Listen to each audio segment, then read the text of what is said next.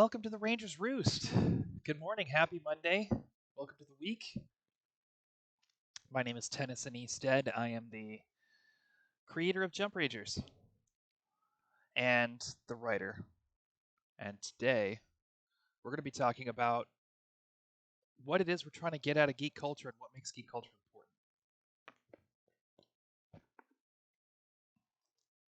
important. This conversation actually came up because of a chat I was having with a friend last night about Star Wars. And we both ended up sharing ways in which Star Wars was kind of foundational to our sense of spirituality and the ways in which the ideas of the Force and the Buddhist influences that had have always been a part of the Star Wars lore, at least for as long as it's been public, um, have shaped our development as people and as spiritual beings. And that's a powerful idea. And at the same time, I think it's a very frightening idea to a lot of religiously devout people. I think it's at the core of why geek culture is so often engendering hate and fear from, in particular, evangelical Christianity. And I don't know if that hate and fear is as strong as it used to be. I know that there's a lot of evangelicals out there condemning Harry Potter as, you know, the work of the Antichrist. But yeah, yeah, at least until J.K. Rowling came out as a turf. Um, but when we were kids, it was Dungeons and Dragons, for example, was actively campaigned against by religious groups as subversive satanic material that was out to literally seduce children into satanic churches. And I think the power of geek culture as a tool for experimentation with ideology, with lifestyle choices, with, you know, in general, new ideas, I think is very much at the core of where that reaction comes from. Because it's not just about the Force. Geek culture isn't about, obviously, it's not about sort of discovering one's sense of spiritual enlightenment. There's a lot of content out there that is either very anti-spiritual or otherwise not constructive for spiritual growth that's just as popular as Star Wars. So that doesn't explain it away, but there's a key component to look at there. And I think what it really comes down to is the idea that it's a it's a playground of experimentation when it comes to, oh, who's this? Interested on my opinion. What are we trying to ultimately subjective, different from person to person. So this is someone who tracked me down on Mastodon. Well, that's what we're talking about right now. How do I define value? Well, it's different from person to person, right? But the question is, given how much resistance there has been to geek culture, what makes it worth pursuing to the individuals who consume geek content? What makes it important enough to risk social ostracization or other negative consequences in society? Right? There's obviously something that people are getting out of it that outweighs the approval of our families. Yeah, exactly. Exactly.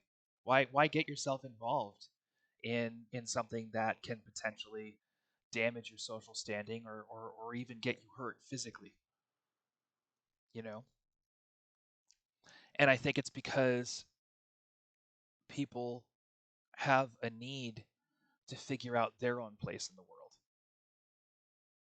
and they have a need to figure out their own sort of systems of thought and their own ethics and their own morality, their own ideas of what's real and what's not in in a space with enough tools for experimentation so that they can try things on and play with those ideas and see what fits and feels right to them, you know.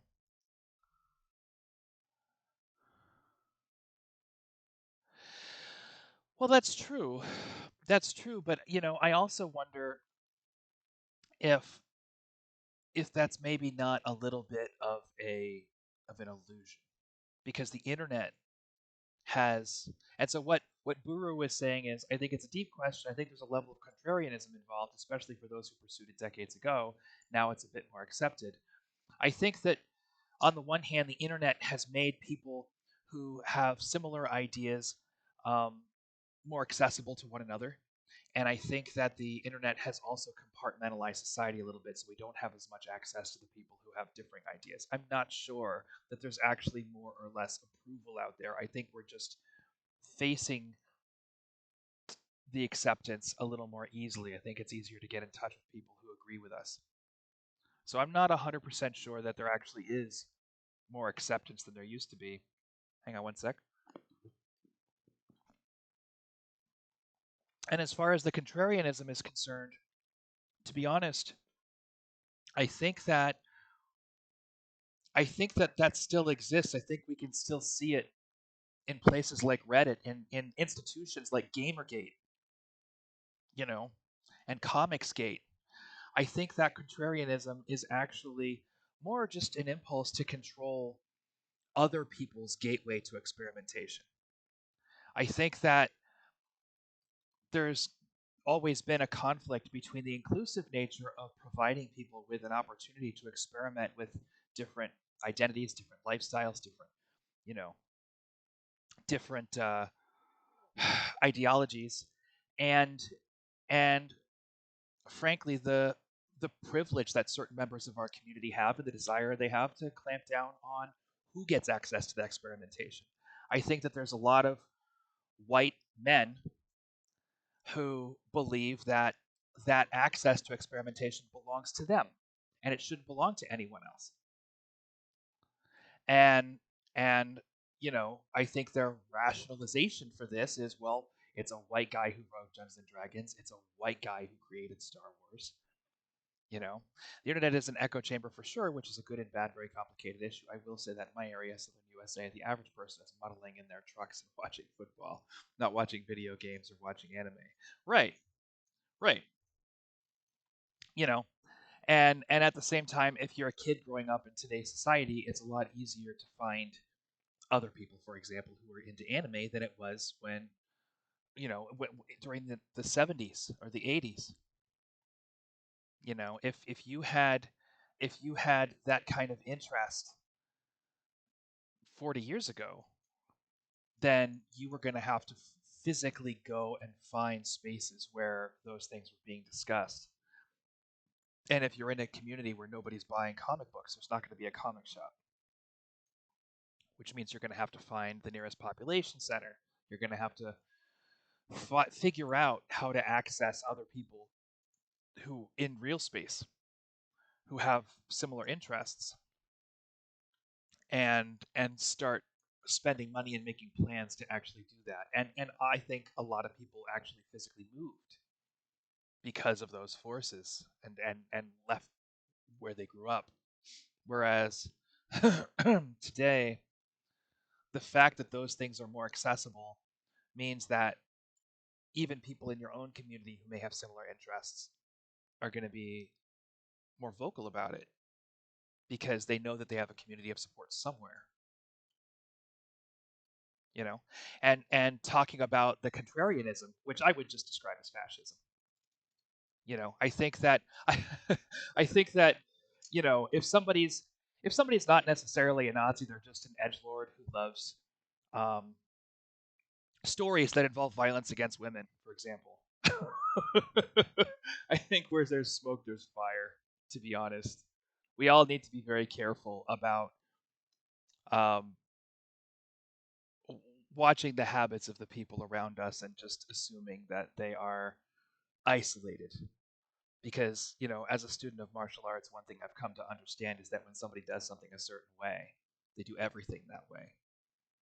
If somebody's training their brain to explore ideas of violence against underprivileged people as a source of entertainment, I think that it's safe to say that they have certain lines of thinking that we all need to be conscious of in interacting with that person. History has borne me out on this.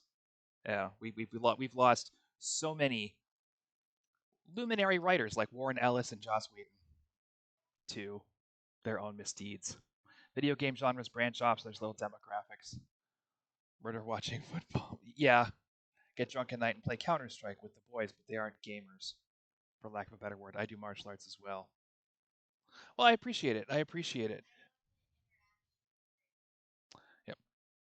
So, yeah, Buru does martial arts and offers me some kind words. Yes, I think you're right. I think there's aspects of geek culture that have become more accessible to certain people. I think it's constructive to say that if somebody watches football and then gets off and plays Counter Strike with their friends, I think it's constructive to say that that person is a gamer.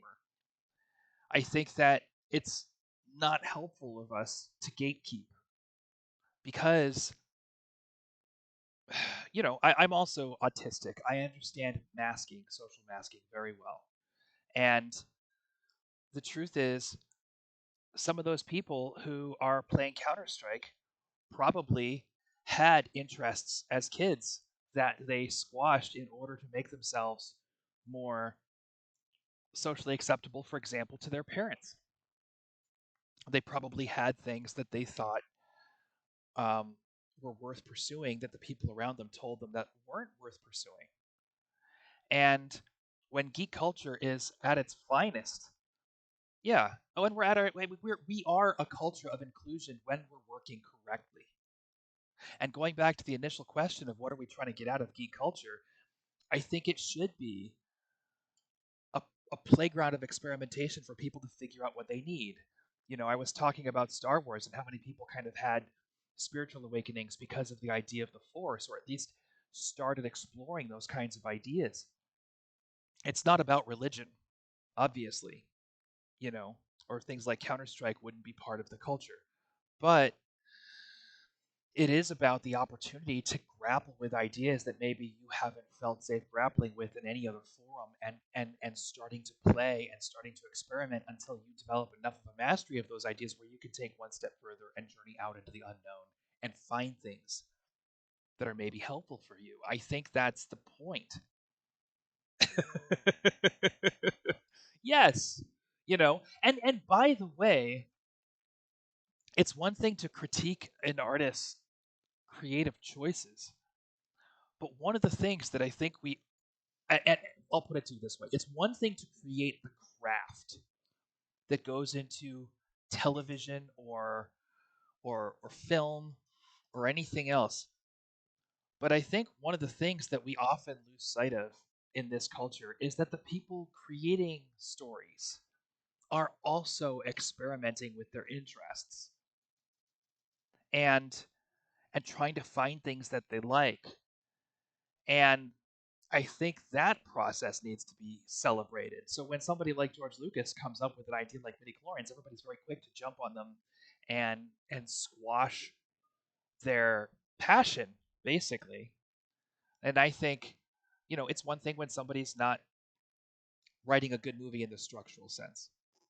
I think critique is valid, right? And it's important for us to know what's good, just so that people don't wind up selling us snake oil, so that we know who's the real ones, right? In terms of who's actually working to entertain us.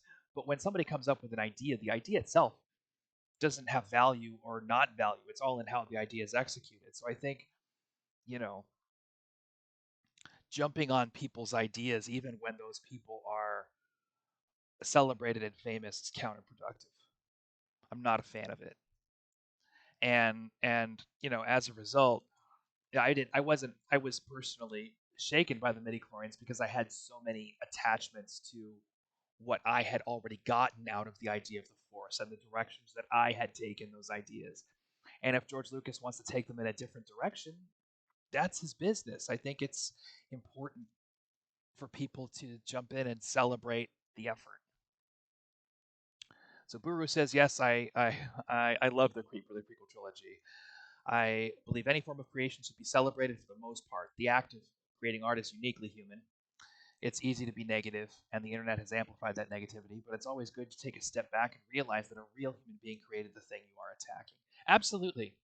And I think it's possible to engage people on the subject of craft.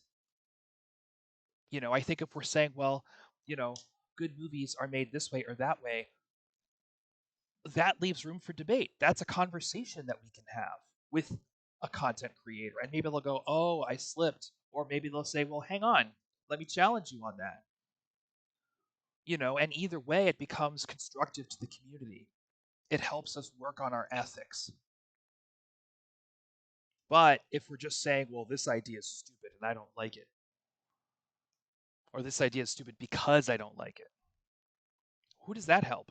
What's what's the point of that conversation other than to try and claim authority over somebody else's work? And that's, you know, there's a conflict of interest there, to say the least.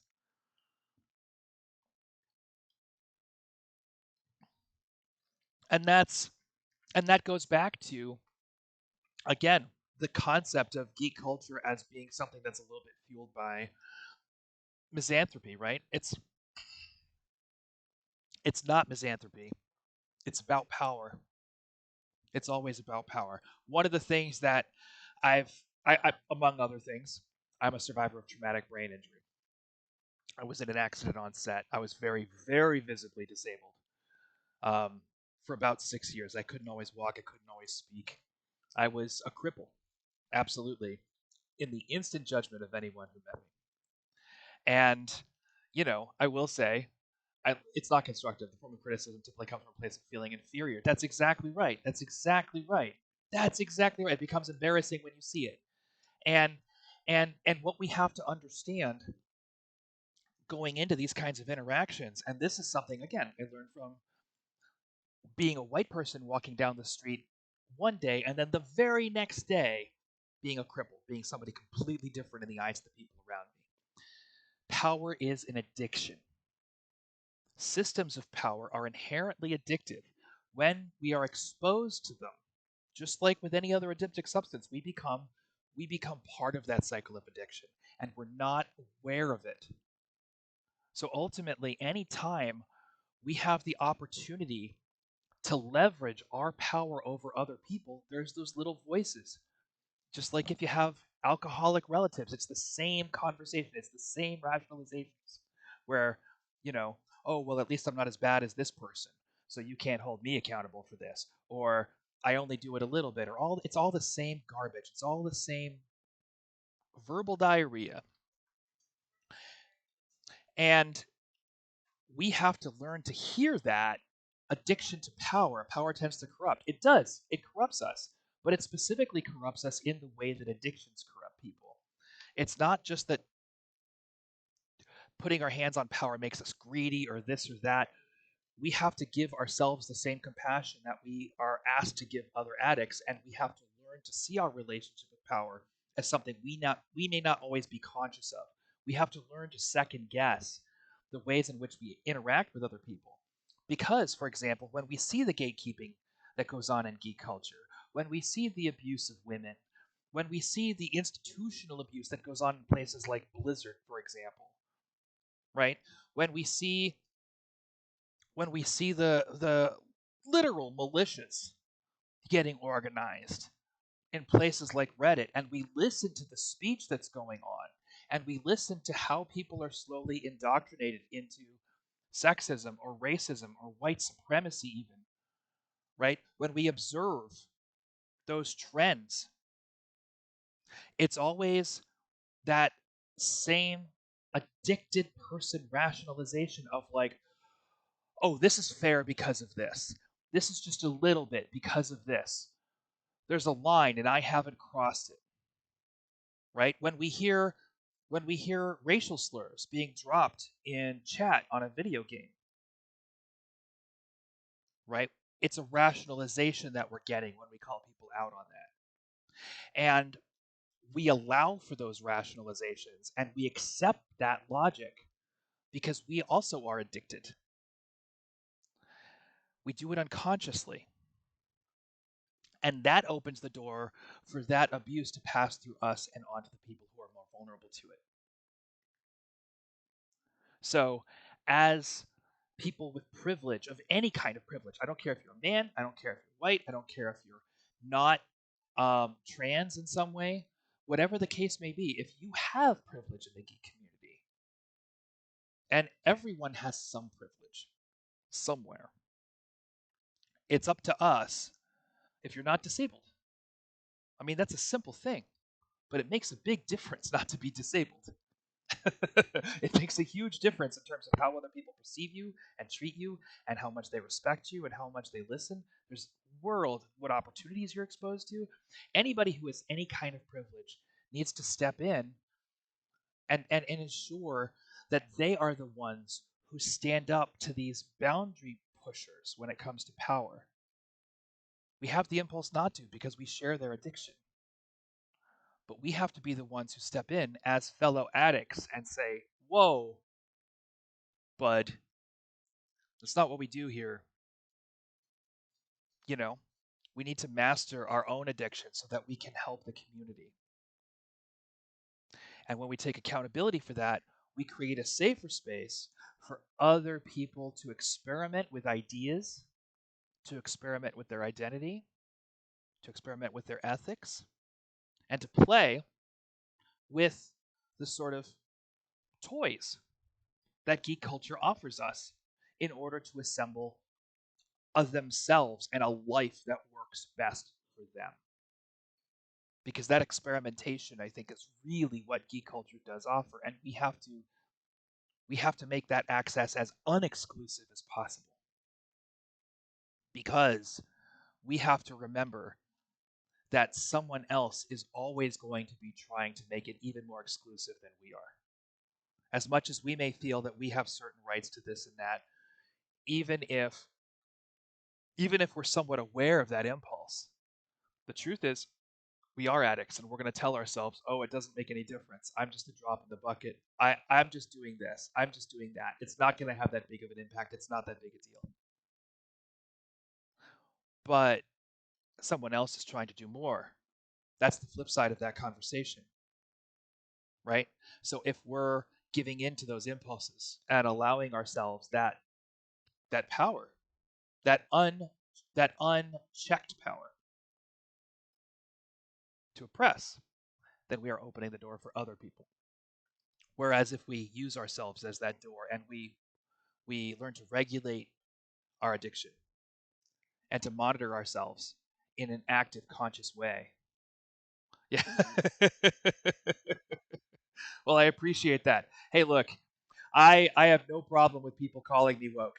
To be truthful, like if the Nazis, yeah, if the Nazis are targeting me, then that's going to keep someone else safe. You know what I mean? I am fine. I am fine being a poster child. Slap my face on it and call me woke. It's all good. No, no, no. Buru was saying it in a kind way. Buru was saying it in a kind way. That wasn't. My wife is jumping into my. You have a great day. Thank you very much for participating. It was good to meet you. Don't be a stranger. Don't be a stranger, Ranger, is what we say in Jump Rangers. So, interesting conversation. Um, I, this all came out of, like I said, a conversation that I was having with a friend. I'm not going to call them out, but somebody who is dealing with institutional racism in an org that they built, and a Star Citizen org, of course, right? And I got to thinking about how this is why Jump Rangers is so important to me, and it's not for me, the spiritual element of Star Wars was a very important part of it, and the Jedi element of it was really important in terms of how I connected with Star Wars and how it empowered me. And I want people to be able to find that in Jump Rangers if that's what they're looking for, to find a sense of their own spiritual self empowerment. And I think that that's there. I think I haven't buried the lead there. But that's not the point of the universe. The point of the universe is for people to be able to experiment with their empowerment and their identity in any way that it's necessary for them to do so, for them to achieve their potential. I want to give them the social tools and the community of support to become the best version of themselves from a very, very young age. That's my goal, is to destigmatize and and and what's the word? But to basically detaboo anything that kids might be looking for as part of their worldview, as part of their identity, as part of the tools that they are trying to assemble themselves out of. I want to make those tools as accessible as I possibly can. And I think that big universes are appealing in large part because they achieve that. I want to make sure that we're offering that to kids, and I want to make sure that we're offering it in a way that's accountable. I want to make sure that I'm able to vouch for the safety of all the tools that I'm offering, and that the people who work with me are able to vouchsafe those tools as well. And I want to make sure that we are not polluting the accessibility of those tools with um, conflicts of interest. We're not pushing an agenda against a certain type of kid. And, it's not for me to sit here and say who's doing that and who's not. Obviously, the news around Harry Potter has been extremely disheartening in that regard. The truth is, we're all flawed individuals. I, I'm not advocating that people necessarily join anti trans fandoms. That's not the point that I'm making. What I'm saying is, we're all flawed individuals. We are slowly, as society progresses, going to find problems with other content creators. We're going to find problems and points conflicts of interest. We're going to find conflicts of interest with the people who create the media that we consume. And more, the degrees to which those conflicts of interest have influenced the media itself, separate the art from the artist? No, we can't, because 5/7 of everything we do is unconscious. Only 2/7 of what we do is conscious. Most of what we do is habit. If someone has habits, like we said earlier, the ways in which a person does one thing are the ways in which they do everything. If somebody's creating a world, 5/7 of that world is going to come from their unconscious mind and their assumptions and their habits. How they treat people is going to be buried inevitably in in the media that we consume. And the more we interact with that media, the more we're going to learn those habits. So we're going to find as time goes on that a lot of these worlds and a lot of these stories and a lot of these IPs aren't meeting our needs. We're going to have to build new stories. We're going to have to build new intellectual property, just for the simple reason that it's going to get outdated. And that's not a slander on the content itself, and it's not an aesthetic problem that I'm pointing out. It doesn't matter that Star Wars is indelibly 80s. That's not the point that I'm making. I would love to think at some point that we will outlive our relationship with fascism. At which point, what are we even going to tell Star Wars stories about? Like, right? But there's certain assumptions politically about how people interact with each other that live at the core of Star Wars. Certain assumptions about what's right and what's wrong. We may learn better. At which point, it's not going to serve us anymore to keep dragging this universe forward with us. We're going to need new stuff. So, my goal in producing Jump Rangers is to create something that has as much longevity as possible and serves people for as long as possible in their efforts to build themselves.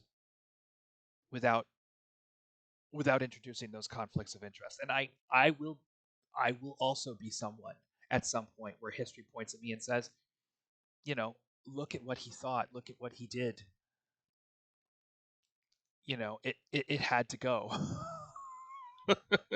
And that's great. Hopefully, my work serves to accelerate that process and to give people the tools to make themselves better to such a degree that they become leaders and they help push society towards uh, a grander and more inclusive vision. That's kind of what I'm after. Anyway, I didn't expect the interaction. That was fantastic. Thank you, Buru, for showing up. I think that's a pretty good place to end today's Rangers Roost. If anybody wants to join us next week, it's 10 in the morning on Mondays. It's been a good couple Rangers Roosts. I've liked it. So thank you for making this happen. We are not going to be doing the rookies today. And it's because of the good scheduling conflict. Opportunities are happening for people. We celebrate these opportunities. We wish our rookies the best of luck and fortune in their journeys, and we'll be back next week. Um, so, with that being said, our next stream on this channel is going to be on Thursday, which is our Ranger Stories stream. Um, we haven't been streaming metagame as much. We're going to see about this Saturday. We'll see what happens. But Federico and I are working on some very cool stuff for the near future. And I'm working on getting the next thing for Federico and me is to get some new banner art and some new profile art done. Federico is working on the jumpsuit and the Jump Ranger design, the core Jump Ranger design right now. It's coming along really nicely. He's doing a magnificent job, and I'm excited to share that. Once that's done, we're going to do a cover for the novel and a cover for the tabletop role-playing book. We're going to start mapping out exactly what the role-playing book needs. We're going to hire basically a tabletop role-playing game packaging and layout artist to help us figure out what illustrations need to happen, and we'll go from there. We are also beginning work on some very early stages Jump Rangers animation. More on this as it develops. So, big doings. Thank you very much for watching. Come by on Thursday. We're wrapping up the first read through of the rough draft of the novel, a game called Conquest. If Looney says it's very exciting, I agree. And I'll see you there. Don't be a stranger, Ranger.